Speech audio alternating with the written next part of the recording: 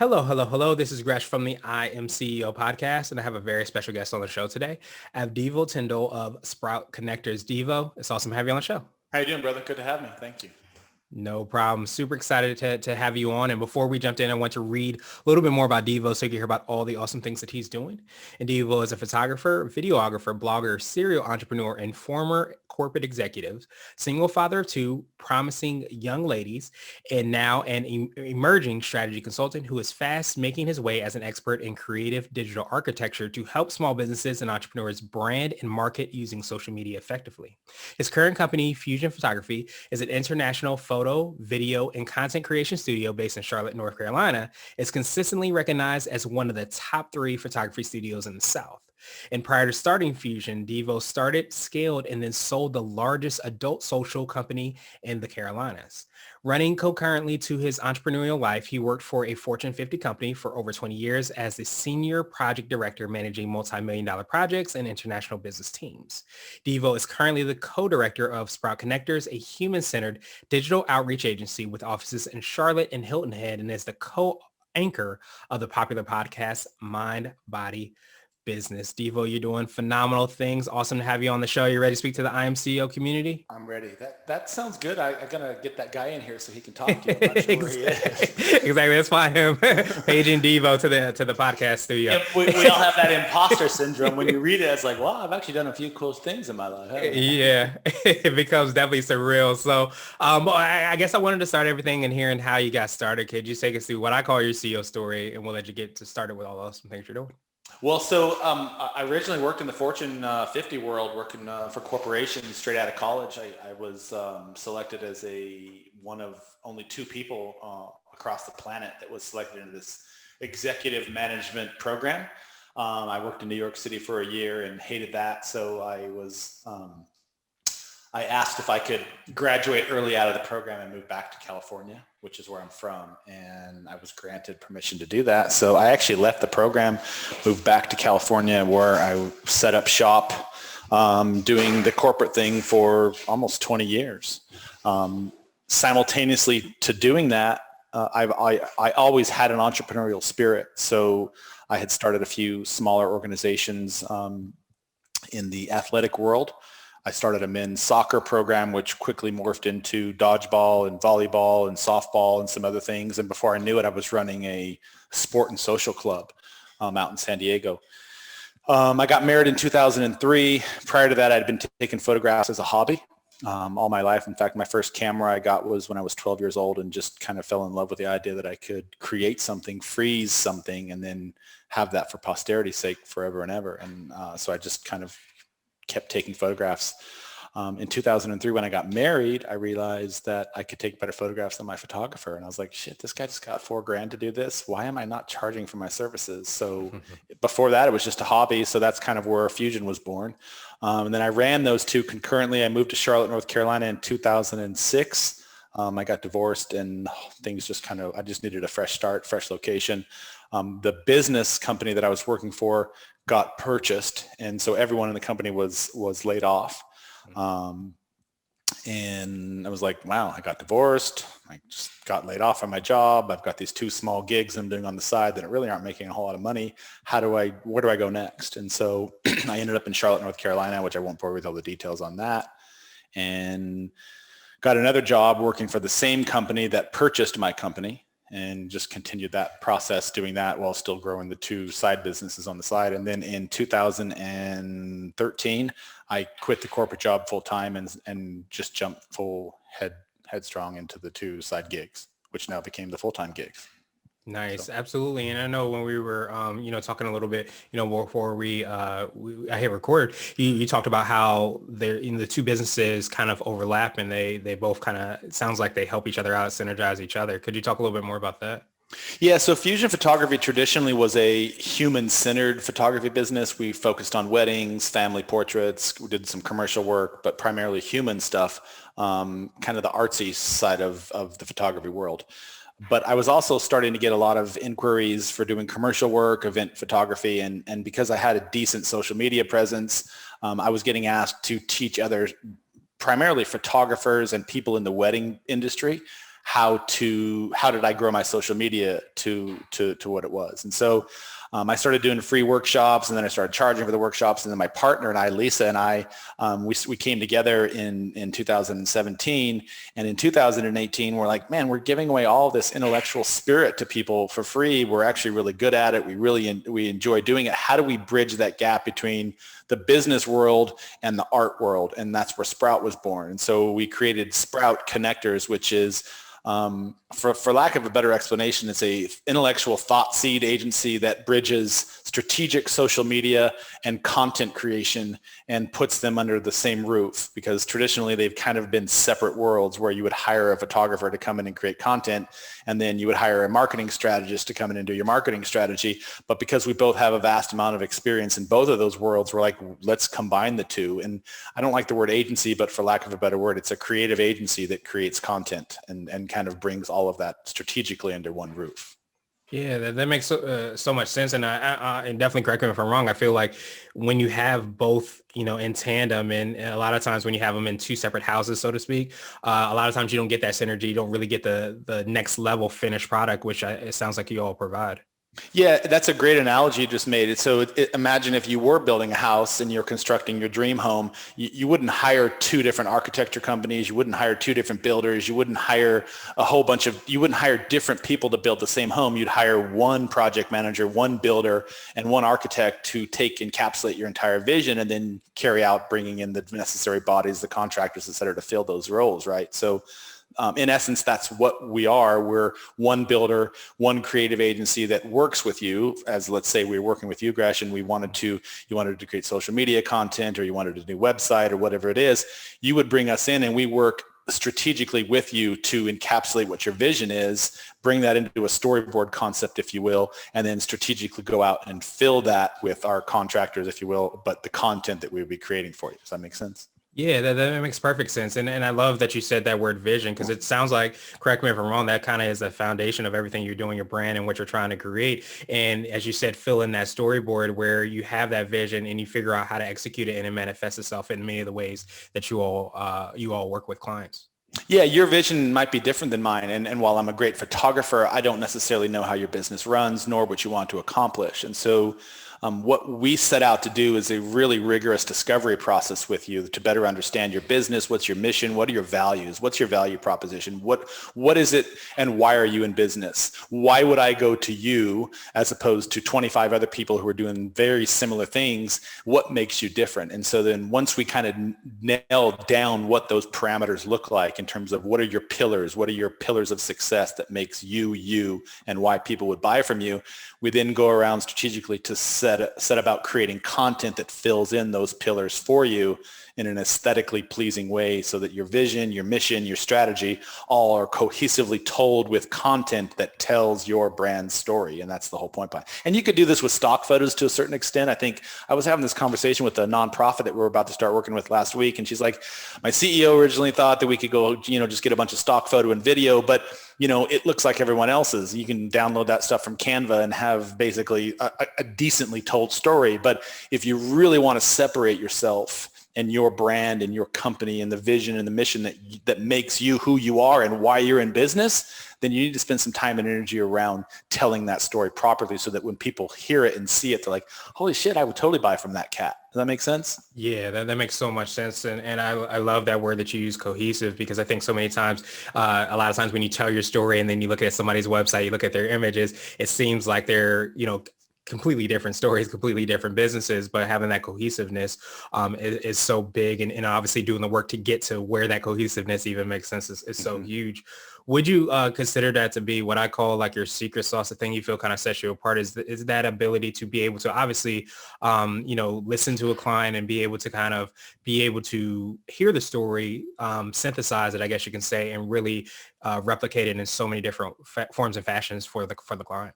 Yeah, I think that's part of our secret sauce. I think what makes myself and Lisa, my partner, different from other photographers and other people that I have worked with. And again, this is not to denigrate anybody. Everybody has something they're good at.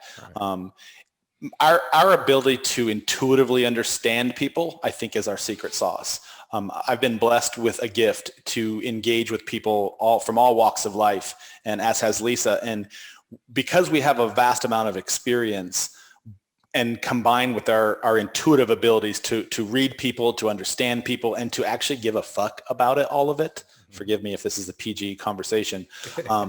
We really deep dive into people's hearts and souls of why they run their business. We just came back from a 3-week stint where we spent a week in Idaho with the client, literally eating, sleeping, drinking, hanging out with them so that we could really understand their business model and what they do. And her business model is very family centric and that sort of stuff. And so, we were there literally making pasta and making meatballs and decorating Christmas trees and doing Bible study and all of those things because her business is her family and her story. And so for us to understand that, we had to be in bed in that process. The other process, again, so sorry, I'm going long-winded here, but I guess long story short, our secret sauce is the process that we employ. It's very strategic. It's very interactive and engaging, but because we're very intuitive about the process, we're able to have a better understanding of who you are and what you are, and most importantly, the buzzword why you are, and able to kind of bring that full bore to tell your story. Yeah, that's so huge. And I love that you kind of talked about, flying to Idaho and going and embedding yourself in the client, because I think so many times, obviously, to like we were talking about before, and being able to bring those worlds together, obviously having that intuitive, I guess, nest or the intuitive gene or whatever we might call it is so huge, but also doing the work and actually taking the steps and the actions to be able to really get further embedded into a client's manifests itself in the things that we see. But when you have both of them, you can have either or, and it could look okay, as we talked about with the stock images, but when you have both, it really takes things to another level, it sounds.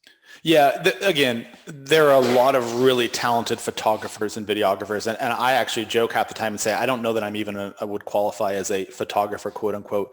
I'm a storyteller and I'm a people connector, and so what makes if you were to have a technical conversation with me, and I went to a photography conference a couple of years back, and there was a bunch of really talented photographers there, and they were talking about all the different scientific mathematical equations that goes into creating a photograph, and then I'm just like, dude, I can't communicate with you. I just kind of see it in my head. I play around with the camera settings to kind of get what I saw in my head, and then I shoot that, and that's kind of how I classify myself as a photographer. But I'm a storyteller and I'm an observer. I'm very creative, and both of us have that ability to kind of step back outside of your space to observe, engage, interact intuitively, and that's the approach we take to creating content.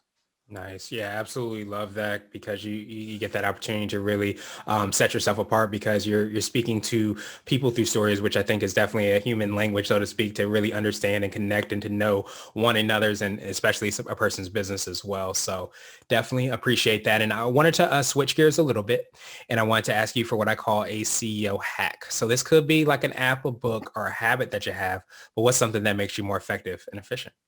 I journal every morning. I plan out my day the night before. I follow up in the morning, and I have a roadmap of what I want my day to accomplish.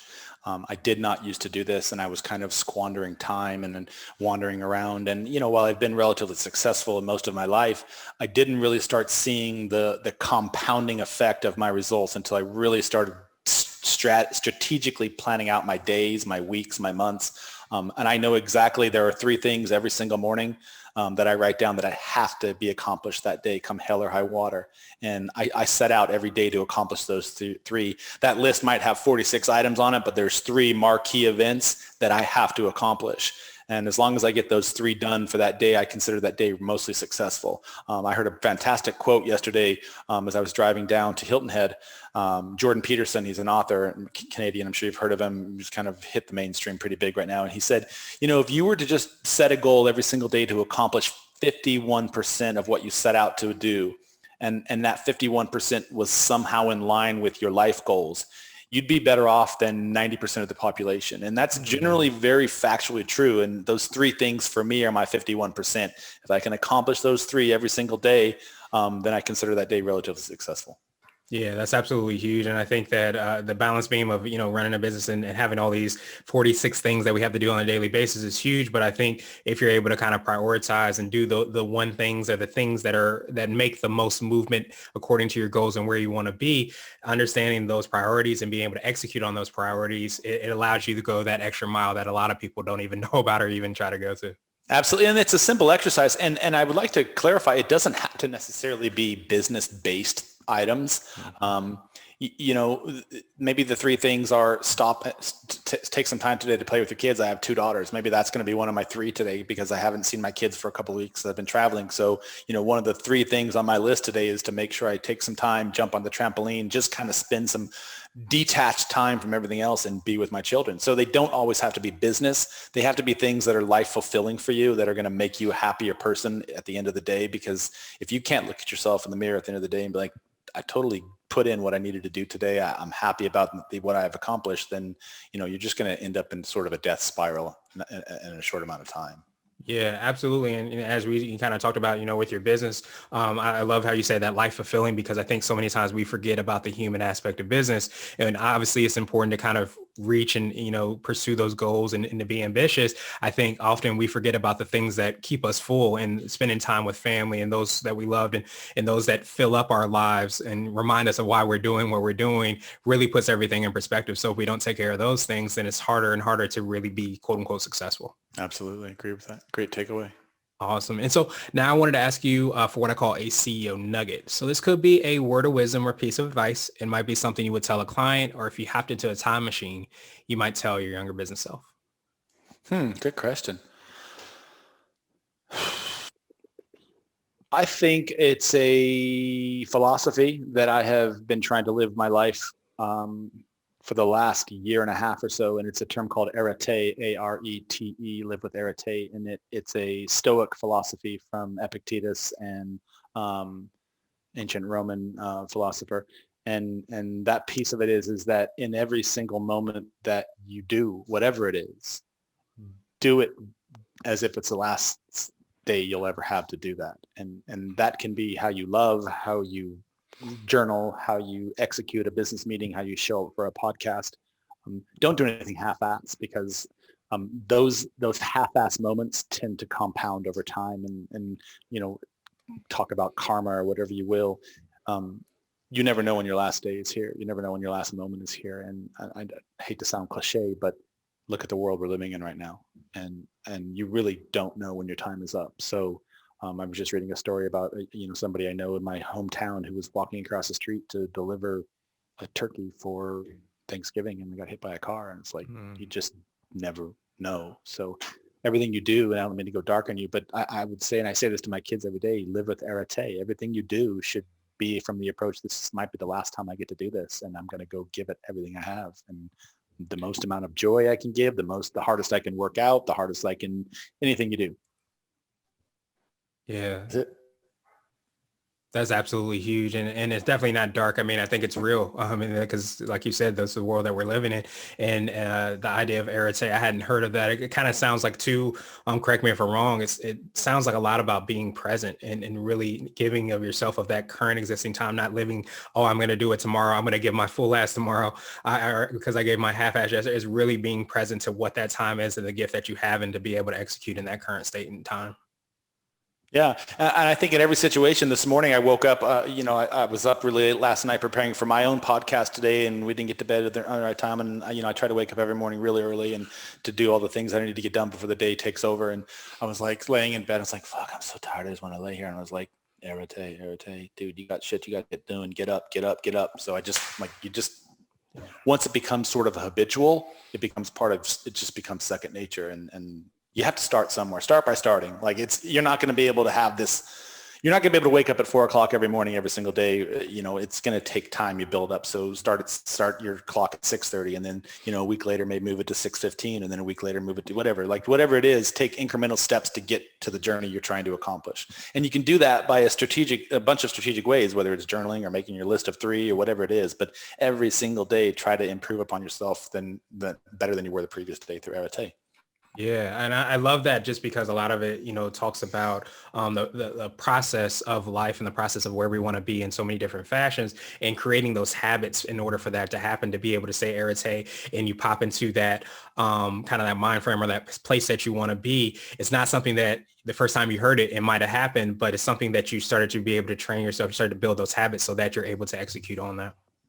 Absolutely. That's a brilliant point. And that's a point that I think a lot of people don't quite understand, and myself included for many years, that I think because of the instant gratification that we live in, this instant gratification nation concept where we have everything available to us at our fingertips, basically any second, every second of the day, that we also think that success is supposed to happen that way, or we think that happiness is supposed to happen that way. And we're always trying to turn off the unhappy button. And it's like, unhappiness is part of life. Like miserableness is part of life. Bullshit is part of life. Nothing is going to happen by accident. You have to wake up and show up every single moment, or you're just going to kind of squander most of your opportunities. And so I don't believe in good luck. I believe that fortune has a way of just kind of shining itself on people by the karmic reaction of what you do preceding all of that fortune or lack of fortune. It can go both directions.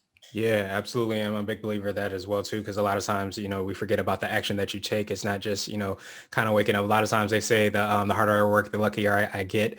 It's because you're putting yourself in those kind of places to be successful, and you've created more opportunities for that to happen than you wouldn't have if you hadn't taken those actions. So yeah, that's a great quote. I love that. And then the harder you work, it's not that you're working harder so you become more lucky. It's not a linear relationship, right? It's the harder you work means all of the things that cascade under that. The harder you work means the more people you're meeting, the more people you're networking with, the more excellence you're conveying to the world that sees you. And it is a proven scientific fact. If you surround yourself with quality aspects, whether it be the people you engage with, whether it be the practices that you engage with, whether it be just the simple thing of cleaning up your front yard so that landscape looks nice, like just simple little things you can do. I'm going off on a tangent here, but just the simple little things that you can do to make your life just a little bit better. It just generally tends to attract better. Better attracts better, and you never know where that next better is going to come from. Maybe it's the next giant job opportunity for you. I don't know. Yeah, absolutely. And I love that because, talking about something like a lawn, you never think that that's going to somehow impact your business, but maybe somebody comes and see how excellent that is, and you have a conversation that leads to something else. And it just reminds us of, us as our life as being holistic and us as individuals being holistic, because a lot of times you never know how those things are going to align. But a lot of times we can take a look back and say, okay, it happened because I did one thing excellent and I did the next thing excellent. And all of a sudden it starts to snowball from there.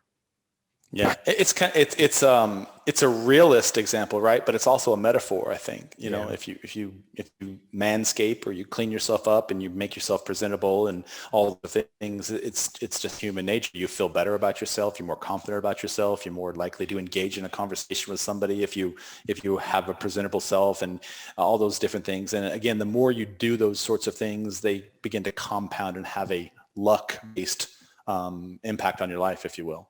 Yeah, absolutely.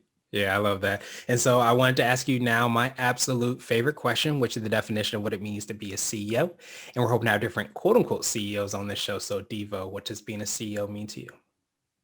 It means being a good listener. I think by and large, it all comes down to your ability to engage with people, and that starts with listening. I think we have 2 ears and 1 mouth for a reason. I don't think it's accidental. Again, just the more you're a better father, you're a better partner, you're a better lover, a better husband, wife, everything. If you can step outside of your own ego and just listen from time to time. And trust me, I deal with it every day. I'm guilty of not listening. It's like, I could have done that a little bit differently. I just shut my mouth and let them say what they had to say, process it, come up with a better response than, I had a boss when I was just out of college, and I was right, but it doesn't matter because I was a peon. And somebody who was significantly more influential than I was in the company sent me an email, and they were just completely off the rocker wrong. And I wrote them back some smart ass email because I was some wise ass egotist prick who had something to prove. And my boss was like, anybody ever sends you an email that requires some sort of thought or might get you in trouble or you might have some thought, just close the email, come back 24 hours later and reread what you wrote and see how it sounds to you. Because, as humans, we're very reactive, right? And so if somebody pisses us off, we're going to say something shitty back to them. So it all boils down to that. Listen, what can I do to make this a little bit better for everybody, and how can I serve? And then I think we'll be better off. Yeah, Listening absolutely. and serving. Yeah, I love listening and serving. And I was just about to say that a lot of times we can lose sight of why we're doing what we're doing, as we kind of talked about earlier. But as you said, if you're able to close that email, you realize that that reaction that you might have that you wanted to say exactly back, that may not be in alignment with what you're hoping to accomplish anyway. So really being able to kind of listen, take a breath and then come back and say, how can I serve? How can I be of my best abilities at this present moment in this present time and do everything excellent? As we talked about before, that's how, we're able to get to where we want to be. So I love that definition and that perspective. Thank you. Yeah, appreciate it. No problem. And I appreciate you as well too. Appreciate your time. And what I wanted to do is pass you the mic, so to speak, just to see if there's anything additional you can let our readers and listeners know. And of course, how best they can get hold of you, listen to the podcast and hear about all the awesome things that you all are doing. Yeah, there was one thing I did want to add. Thank you for the opportunity to come on your show.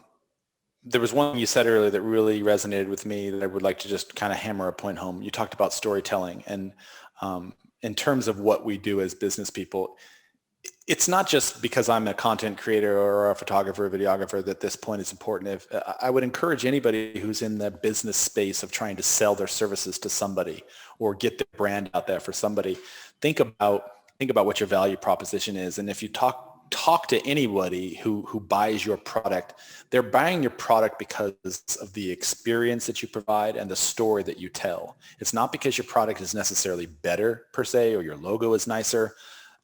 It's because of the story you're telling that resonates, and that's what keeps them coming back. And humanity, there's an argument to be made that humanity was founded upon that storytelling concept of us all just sitting around a campfire, sharing the stories of our lives. And that's how, we can go into a whole evolutionary process there, but that's how our brains developed, was through telling stories. And so never before has that concept been really driven home, and never before have you had the opportunity to tell your story than in this day and age that we live right now, through social media, through web assets, through digital arsenal, all the different things and tools. So that would be my last piece. If you want to find me, you can find me on sproutconnectors.com, sproutconnectors.com. I'm also on Instagram at Fusion Photog, Fusion Photog, Photog. And that's where you can find me on either of those two digital channels. Awesome. Well, I definitely appreciate that, Deevo. We will have the links and information in the show notes as well for people to follow up with you and find out about all the awesome things that you're doing. And as you said, I think it's so important for us to be able to kind of tell our story, because we're all unique and we're all gifted in some form, shape, or fashion. And a lot of times the way we're able to communicate that is through our stories, and having that as a foundation, and it building out through your imagery, building out through your graphics and things like that. But if we don't have that story, if we're not able to kind of communicate and lean on people like yourself to be able to understand how to do that, then we're doing a detriment to ourselves, but we're also doing a detriment to the world at large. So truly appreciate that reminder, and I hope you have a phenomenal rest of the day. Thank you, man. I appreciate your time. Have a great day. All right, and I'll cut it off here.